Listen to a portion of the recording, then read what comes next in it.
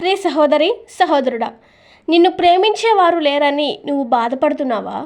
ఒక విషయం నువ్వు గుర్తుపెట్టుకో, యేసయ్య నీతోనే ఉన్నారు. ఆయన నిన్ను చాలా ప్రేమిస్తున్నారు. ప్రేమించే యేసయ్య నీతో ఉండగా ఇంకెవరో ప్రేమించట్లేదని, ఇంకెవరో లేరని నువ్వు బాధపడాల్సిన అవసరం లేదు. యేసయ్య ప్రతి క్షణం నీ వెంటే ఉన్నారు, నీతోనే ఉన్నారు.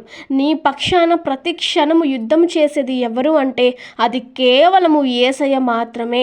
కాబట్టి నీవు బాధపడకుండా నిన్ను ప్రేమించే యేసయ్య వైపు నువ్వు చూస్తే యేసయ్య నీ జీవితంలో నీకు కావలసిన ప్రతిదీ కూడా నీకు అనుగ్రహిస్తారు.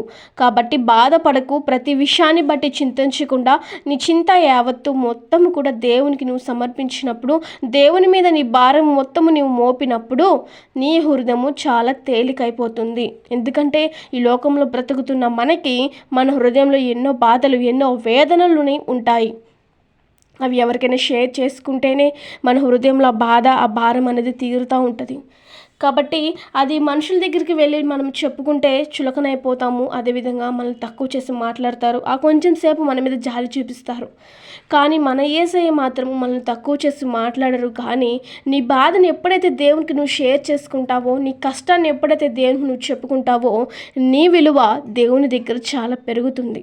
నిన్ను దేవుడు ఒక ఉన్నతమైన స్థితికి తీసుకువెళ్తాడు. ఎందుకంటే ఆయన జాలి గల దేవుడు, నిన్ను ప్రేమించే దేవుడు. కాబట్టి ఆయన నీ మీద జాలి చూపుతాడు. నీ మీద గొప్ప ప్రణాళిక కలిగి ఉన్న దేవుడు నిన్ను ఒక ఉన్నతమైన స్థితికి తీసుకువెళ్తారు. కాబట్టి బాధపడకుండా, అధైర్యపడకుండా, ధైర్యం కలిగి దేవుని కొరకు నువ్వు నిలబడగలిగితే దేవుడు నిన్నే ఒక ఉన్నతమైన స్థితికి హెచ్చిస్తారు. కాబట్టి ప్రేమించే దేవుడు నీతోనే ఉన్నారు.